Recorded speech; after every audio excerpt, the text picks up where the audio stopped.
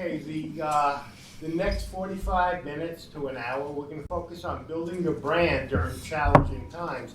And what we're going to do is, it's going to be kind of like a competition. AI versus HI. Now, this is the HI group here, Human Intelligence.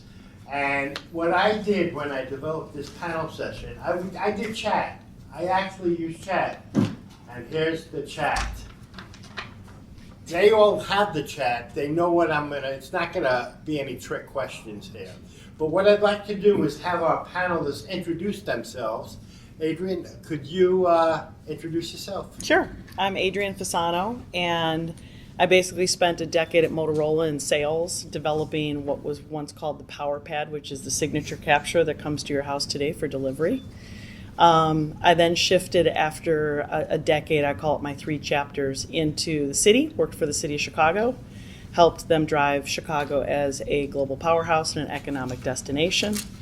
And then my last 10 years were as in commercial real estate. I was the former CMO of Cushman and Wakefield, $8 billion business. We took the company public. I then shifted to building my own company, a wine business, a startup. And today I am consulting as a chief fractional marketing officer. So public, private, entrepreneurial, I've had it all in my makeup. I'm not sure I can answer all your questions, but I certainly have a tremendous amount of perspective. Well, thanks for joining us. Mm-hmm. And next I'd like to introduce Seunghee Ha, who's the Senior Vice President of Brand Creative and Consumer Insights for Windstream.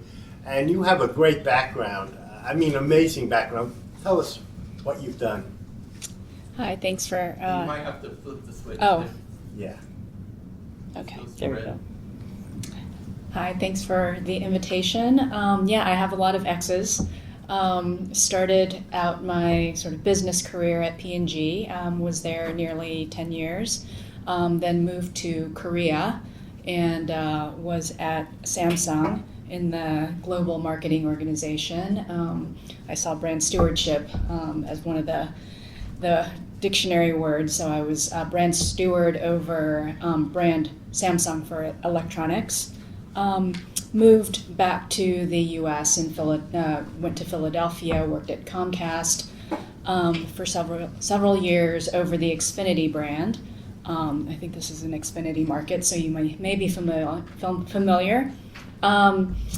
Moved to Chicago for personal reasons and had a few minor stints, a brief stint in healthcare. So it was interesting being in a category that deals with insurance and doctors and things like that. So that was educational. And then Windstream is another telecommunications company, regional fiber provider. But that's also an X. They were just acquired by Unity, and I did not go with that acquisition. But anyway, I've had the really great fortune of working across so many categories. I find them very interesting, and marketing and branding is not and doesn't need to be the same across those categories. So I think one of the things that we as marketers do as a disservice is try to take a cookie cutter approach and say that just because P&G does it, that's the right thing. It's absolutely not the right thing for telecom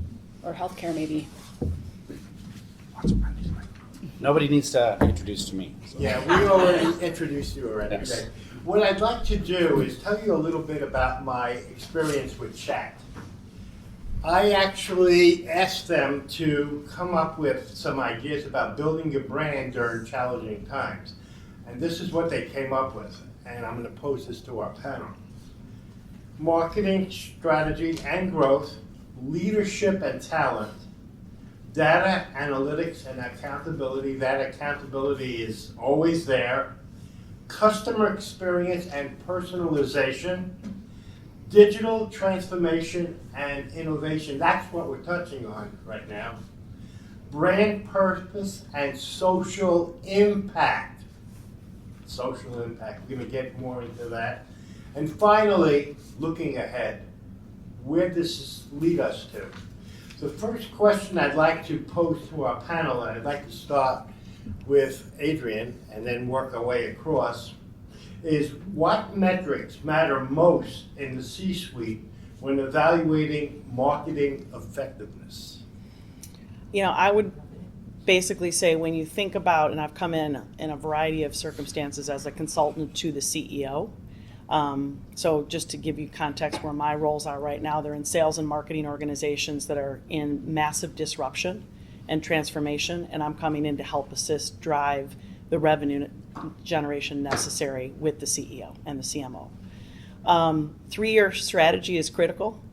Believe it or not, there are companies that don't have a 3-year strategy. I just came off of an engagement that was the case. Private equity owned, they didn't have a strategy. So to me, that's the most critical piece, is you coming in and being able to accelerate that 3-year strategy and then take the marketing KPIs and apply the KPIs to that strategy to drive revenue. For me, when I come into engagements, I'm always looking at how marketing can drive and can accelerate the financials.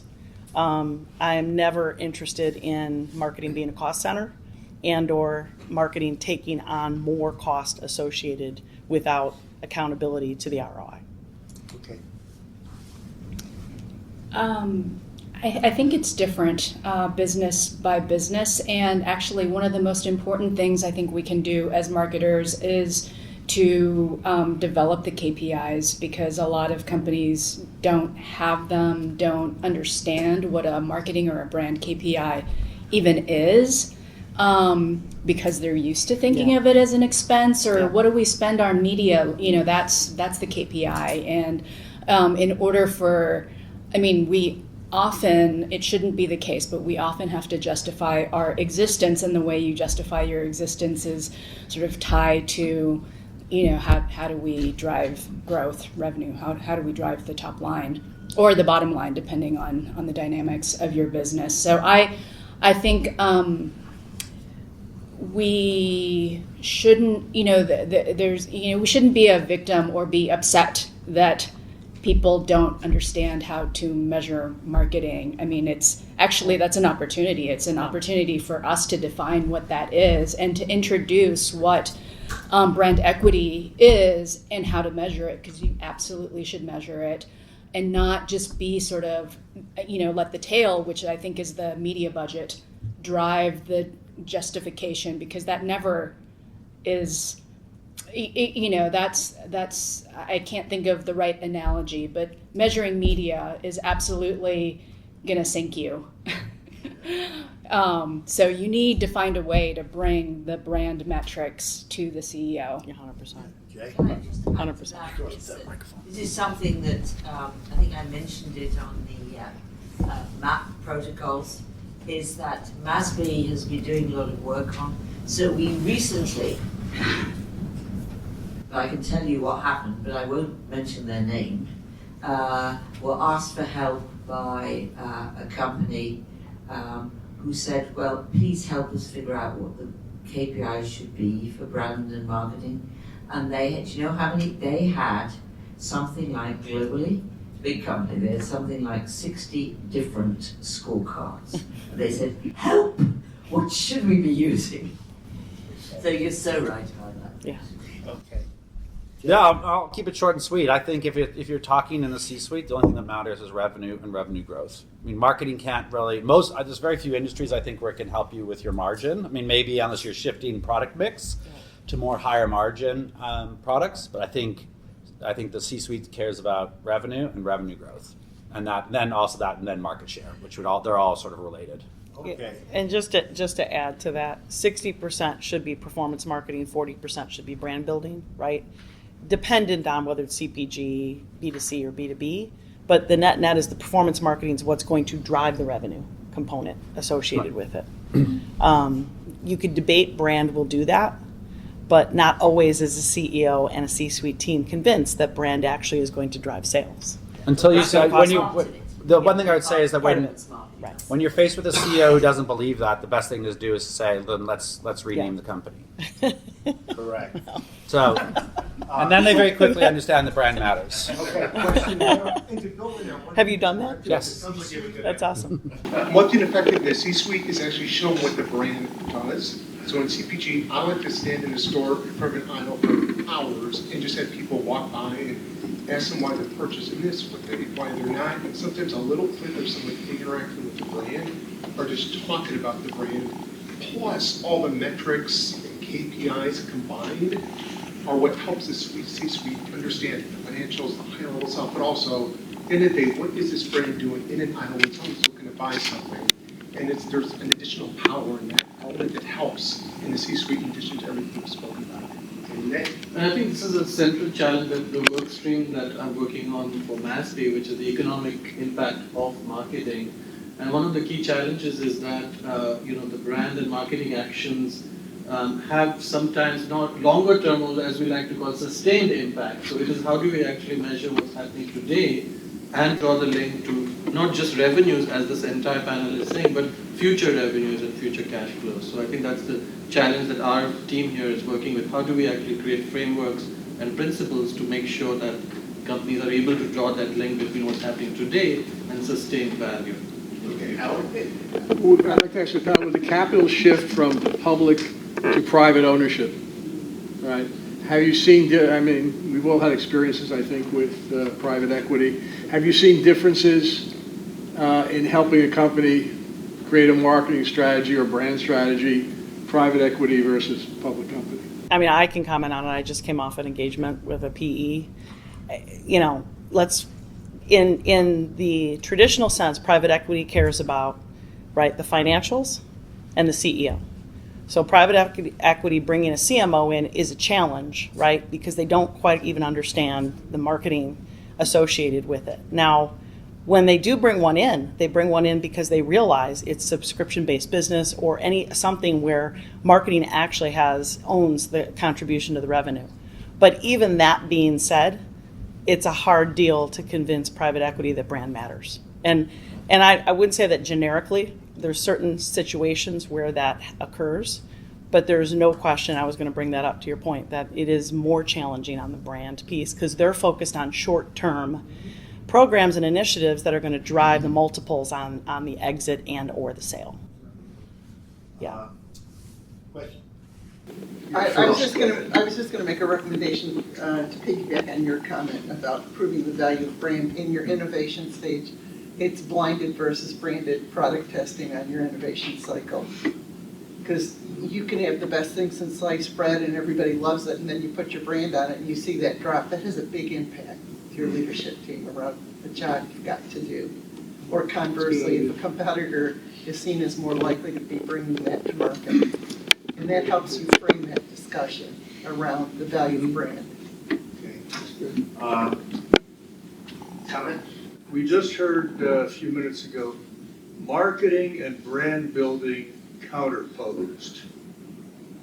I have to ask, what kind of marketing is not brand building? What kind of brand building is not marketing? I would say like promotional. So I work in categories that are heavily promotional. I would say that, promotional marketing is not necessarily brand building. Discounting or I work, if you look at Promotional, you mean sales promotion? No, I mean offer based, right? So I would say It's a form of sales promotion.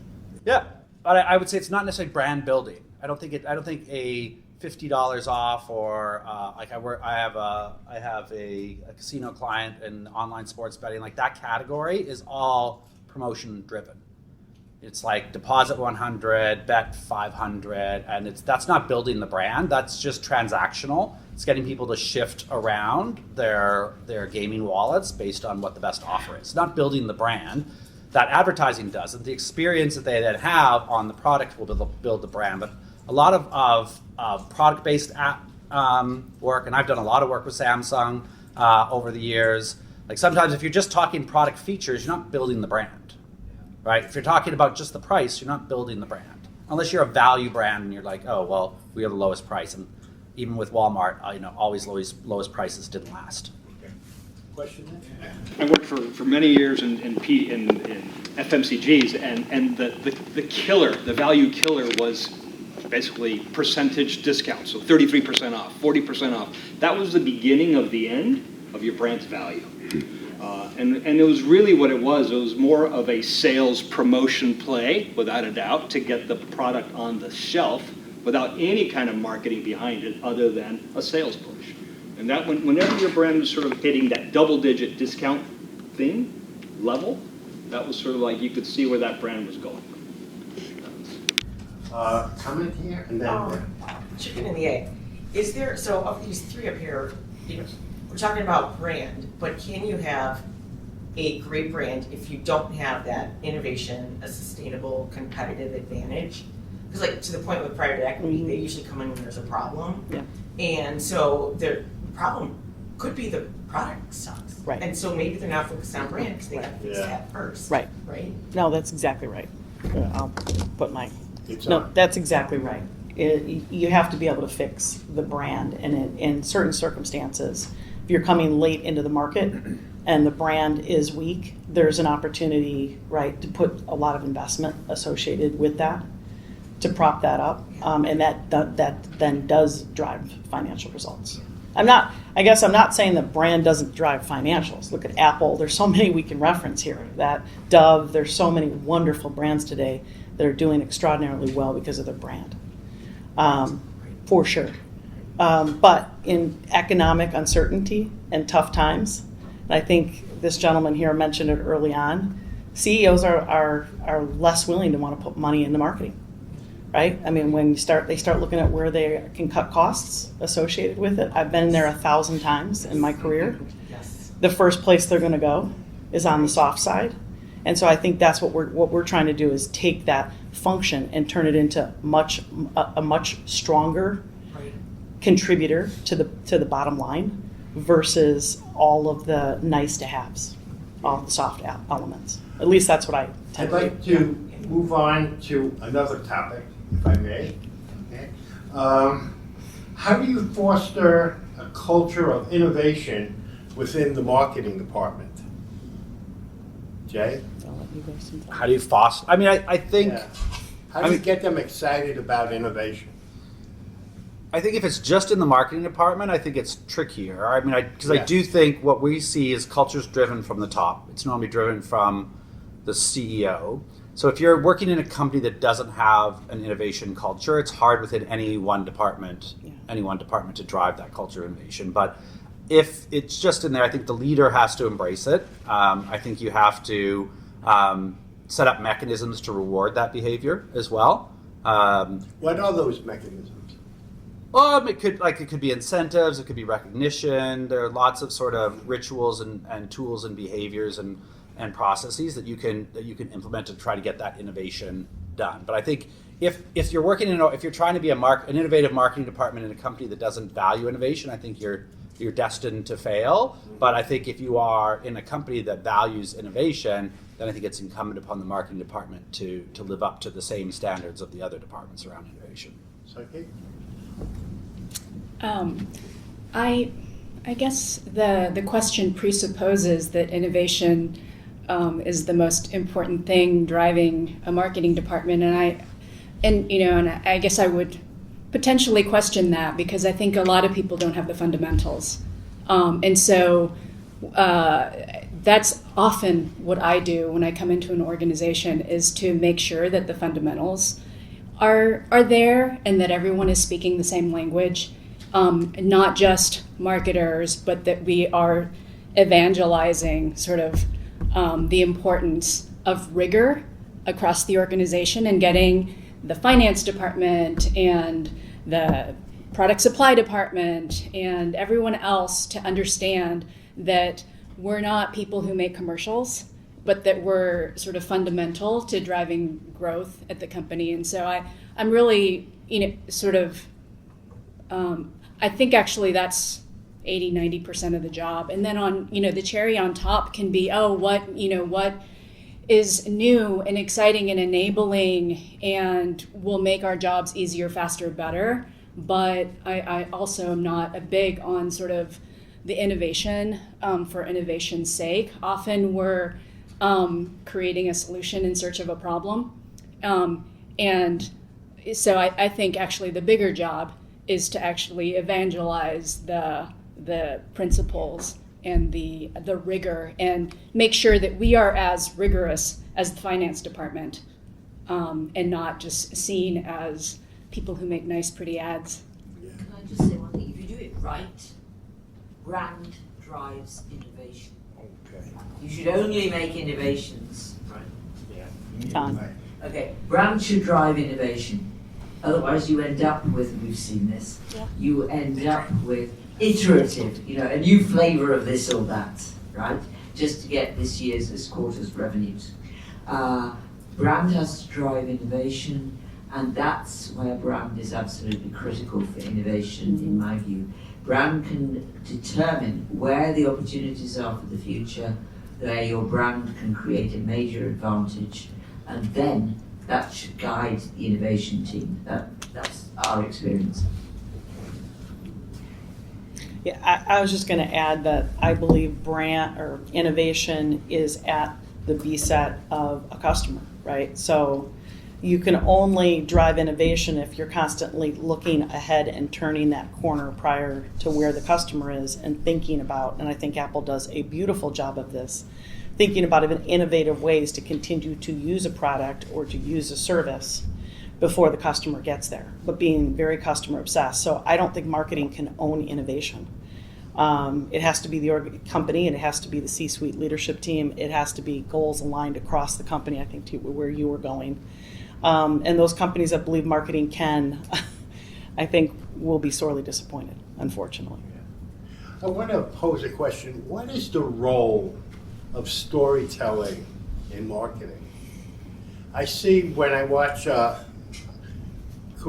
commercials for insurance companies, they're always telling stories, whether it's State Farm or Progressive or Geico. Is that something, how important is the storytelling to build the brand? Jay? I mean, I think it depends on the brand. I think for a lot of brands, you want to have more that you want to talk more than just about product features. Mm-hmm. You want to tell more about the needs, like what are the needs of the customers and how your brand best fits that needs. I think storytelling is an incredibly effective way of doing that. But I think you have to have a story to tell, right? I think that's the key element, right? You can't just you can't write fantasy, right? You got to write. You're telling a nonfiction story, right?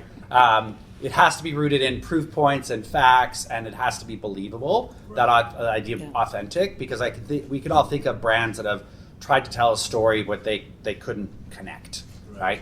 And I often think about a brand as an elastic band. Like there's got to be some tension, some aspiration in there, and elastic bands work best when they have tension. But if you push it too far, elastic bands break, right? So like if you don't put tension in an elastic band, it's just a piece of rubber that doesn't do anything. Tension is good. The question is like how far do you push that storytelling into things that aren't believable or don't relate back to the core need of the consumer? So I think that's the tricky part. You can't just say storytelling is great. I think storytelling, when done properly, is amazing. But I think a lot of too many brands are trying to tell a story, but either they're telling the wrong story or they don't have a story to tell. Right. Question? Yeah, quick comment on storytelling. I once had a Speak louder, please. Pardon me? Speak a little. Yes, I once had a VP who explained that we in brand or marketing, we do not own the brand. We are the custodians of the little boat, and we could influence the direction of the boat, but ultimately it's the customer, the consumer that owns the brand. They have the perceptions of the brand. They're willing to pay more or pay less on the brand. But ultimately, the brand is something which we have the privilege to curate and steer in different directions, but at the end of the day, it's the end consumer, the end customer who decides, is this brand worth it or not? Or the retailer, such as Walmart, do I want to put this on the shelf or not? That's where I see the value of brand coming into play, and storytelling is a big part of that. I'd like to pose the next question. How do you demonstrate marketing accountability to your board or CEO? Adrienne? Well, I think we started with this, a little bit of this question, and I think two things. One is, and Jay mentioned it, and I apologize, your name?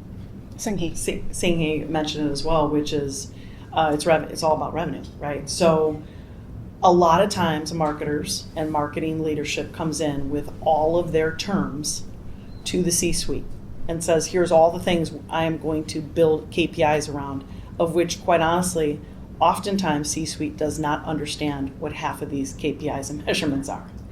Right. And I get it, it's the marketing speak, but the net is, as marketing leaders, we have to be business owners, right? And so we have to speak in those same terms, and the accountability is, what is marketing doing that's contributing to the financial outcome of the business? And if it's not, what should we be doing to right size, downsize, to shift, to redeploy resources where the financials matter? And so I know that's somewhat controversial because we certainly don't want to not have marketing organizations, but we have to be able to be that honest with ourselves and that forthright with our board and with our C-suite to say, here's how I'm translating what we're doing inside the marketing organization to the terms that you care about that are going to meet the financial objectives of the business. So I think it's a little bit of manipulation on the actual terms How that afford us the ability to get is there. the CFO in building your brand? I mean, they For me, critical. I've never been in an organization or a role where I have not been tied lockstep to the CFO and to the CIO. Okay. Because they're both areas where it drives innovation, it drives obviously funding, as well as the ability to influence the CEO. I'd like to hear that answer from all of our panelists, Yeah. if I might. Yeah. This is something very good interest to us. So you wouldn't mind same on the CFO relationship. The CFO relationship. I think all the relationships. I mean, of course, like you want to cozy up to the person holding the money bags, or at least not upset them. I guess, I guess I'm hesitant to sort of get into the dynamic of like we're begging for money or we're trying to trick people out of giving us their money, or it's absolutely like they either I think our job is to be a pillar of the business and to prove that we are, and there are and there's going to be a range. So at P&G, for example, the building blocks to the year's forecast are your ad spend and the effectiveness of your ad spend is absolutely tied to your brand equity and to the effectiveness of your communications. And so that's just assumed that's in there now. So that's going to be the holy grail. When I was at Samsung, honestly, they had key KPIs that were tied to the brand, but the marketing is more considered an expense, and so that's a different battle that you're fighting. And similarly at Comcast or at Windstream, they operate more as sort of a financial services type of industry, and so it is considered an expense, but I think it's the job to convince leadership that we can be more effective, that you're wasting your money, that you're wasting your impressions, your GRPs or whatever if you don't build the rigor into the marketing. And so it's all tied to how can we make sure that people understand that this department is in support of the business. We're not fun and games trying to make pretty ads, vanity projects. We're not, that's not what it is. We are all on the boat, and the boat's mission is to make money. I think if we're all sort of agreed upon that, it's just, so how does the marketing department get used? And I just think that also I guess I've pushed water uphill enough that I understand that not everyone thinks the same, and nor should they. Like, not every business should think of or value marketing in exactly the same way. It's part of our jobs to understand what are the dynamics in this business, and where are the choke points, where are the pain points, and how can we alleviate that and be part of the solution. I think sometimes the problem comes in thinking that, a lot of times marketers or agency folks will think that like CPG marketing is the only way to go, and it's not. CPG has a certain type of rigor because they buy, used to be TV or digital or whatever. You need to be rigorous because if you're going to spend $2 billion on advertising, you want to make sure that advertising works effectively. When I was at Comcast, they've got all of the media and so the media is free. So you're not going to measure that because they own it. And so, I think understanding that people are as rigorous as they need to be, and there's nothing wrong with that. And so understand what are the pain points and the dynamics of the industry that you're in, and don't approach marketing in kind of a cookie cutter fashion. I'll keep it very short. I would say the CFO is nowhere near important as the CEO or the chief commercial officer, whoever's closest to revenue. I've been in lots of situations where the CFO would say there is no money and the CEO says find it, right? Never been in a situation where the CEO is advocating for more CFO is advocating for more spending. So I would say CEO and whoever's closest to ringing the cash register for that company, those are the people that you want to build the strongest relationships with. But I've also not had the lived experiences of my other panelists of being inside companies. So I would defer to their expertise over mine. Okay, question? Can I just add to that? Having been a VP and working with brilliant CMO who thought accountability-wise, like you do, we were super tied to the CFO, and it was really as easy as every dollar we spent was tied to an objective and sales. And we won, sometimes it was a 3-year sales cycle. I hired an intern just to follow that with the salespeople where we were, because we didn't have the internal mechanism to track it finally through that 3 years. The first touch point was what we did, right? Mm-hmm. So I think you have to be held to that. But I think the other problem are that I manage agencies and that want to come in with the shiny penny, right? Or you have the marketing leader that's like, oh my God, my team wants to work on this because it's so fun. It's really boring to do these spreadsheets of accountability, and that gives marketing a really bad reputation, because we're not thinking more like this, which is why I love this organization that can elevate where we should be and how we should be thinking. Yeah. My question is sort of, I pay attention to Jim Meyer a lot, and he's taught me that it's critical that everyone's on the same page about how we make money. And it seems to me the caretaker, by and large, of that, how we make money, is probably the CFO in a lot of companies. Is that your experience, that you sort of, if that person is sharing their experience or understanding of how we make money, and marketing then understand that, do they then have a good relationship? Yep. Or they're on two different sort of mental models of how the company makes money? You hit it, the nail on the head. That's exactly right. If, as the CMO, you're aligned to the CFO's view of how the company makes money, and your organization is contributing to that, right? There's the opportunity for there to be more funding reallocated to marketing. I've been in scenarios where I've taken marketing down because it wasn't delivering and wasn't going to ever deliver.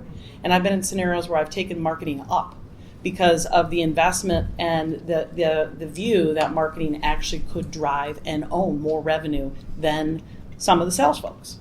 Because today's world is not that marketing is linear. Today's world is that marketing and sales are a combined activity. And if you're activating them in a way that's meaningful, the company is benefiting, right? And so I've gone in engagements where if a CEO doesn't understand that, I will not get involved, because I am no longer, at this stage of my career, going to try to convince a CEO that that's necessary. If they believe it, then they can use me to help activate it. But going down this path of influencing and selling your soul, not that any of us do that, but we work hard to get the CEOs to believe in what it is we're doing. They either have to recognize the importance of that and engage us in a meaningful way. Otherwise, it's senseless work. It doesn't go anywhere. And so that's a hard, cold truth from me. Does that make sense, though? Question? Oh, one more question, okay. Looking ahead, okay, this is like a futuristic point of view of marketing and where we're going and how we're going to get there.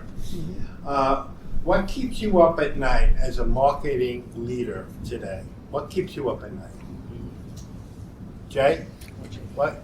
I mean, I think, I'm not sure anything keeps me up at night, but I think the thing that I find most intriguing is where we were going around the funnel versus the journey, and then the role that AI is going to play in fundamentally transforming how customers and consumers choose brands, and how we can, how my clients can stay ahead of that trend of agentic, like marketing to agents, to AI agents. Okay. Yes, I'm similar. I don't think marketing keeps me up at night, but Thankfully. I think and I going back to my original point around fundamentals. I don't think that marketing fundamentals have changed. I think that there are a lot of shiny objects that we've always chased. It was like, oh, everything's digital, and now everything's, how can AI, it's going to transform everything. And I think that if you touch the endpoints, but you don't know, what should be at the center, that actually I think is what sort of degrades and deteriorates the function. Is that I absolutely think whatever it is, whatever the framework is, whether it's the funnel or the infinity or the spiral, I think the reason that those frameworks are so attractive is that they bring us back to the fundamentals of what we're doing versus being distracted by the endpoints. All of those things I consider as hows, not whats. I mean, speaking P&G language. That actually as professionals we need to focus on the what, and the hows are going to constantly change, but and hopefully make us smarter and better and faster and leap tall buildings, but that we need to be grounded in the fundamentals of what are we doing, what are we trying to accomplish, and that will serve us best. Okay, Adrienne? I think for me, it's the speed of change in customer expectations and what a year ago customers expected versus where they sit today, and the constant agility to stay in tune, in touch, on top of, and ahead of what it is that they need, whether you've got a B2C business or a B2B or a direct-to-consumer business. It is massive, the amount of change that keeps happening. And so that does keep me up, for sure. Thank you. What keeps you guys up at night? Besides the dog and the cat, Nick? Howard? Joanna? Since I retired from professional service for a portion of my retirement income comes out of the income statement of the firm. Right, it's not funded. It's all the retired partners.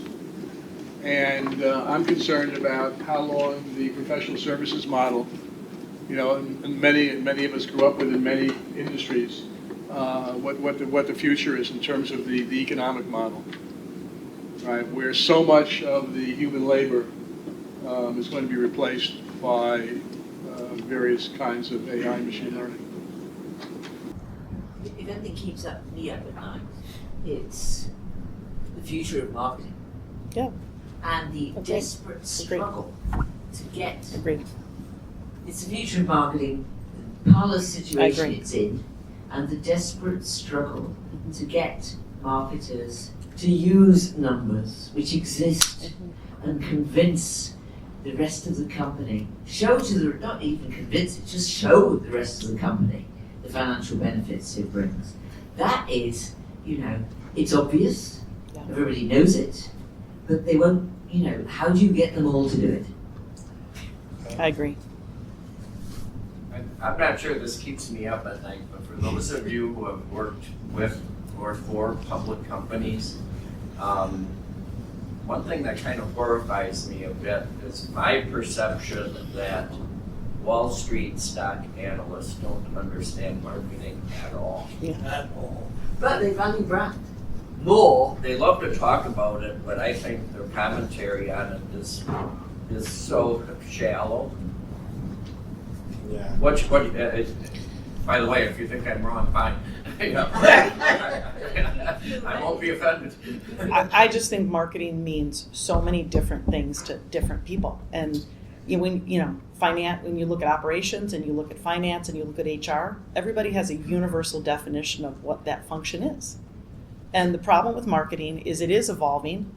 There's massive transformation occurring. In fact, you almost argue that a CMO turns into a chief transformation officer down the road, not a CMO, right?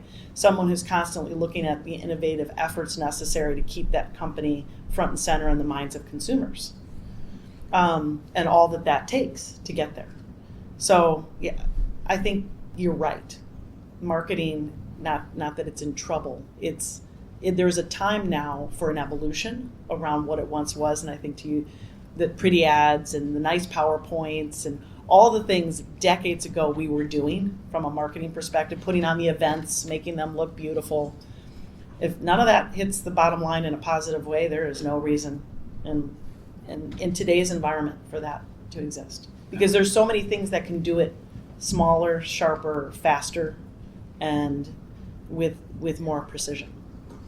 But I agree that people may not understand or value marketing, but they absolutely value brands. Mm-hmm. And I think that we can continue to see how important brands are. I mean, this is, a bit back, but we saw how much trust and trusted brands were important during the pandemic. I mean, people went back to the Crafts and the P&Gs of the world because they were afraid for their lives, and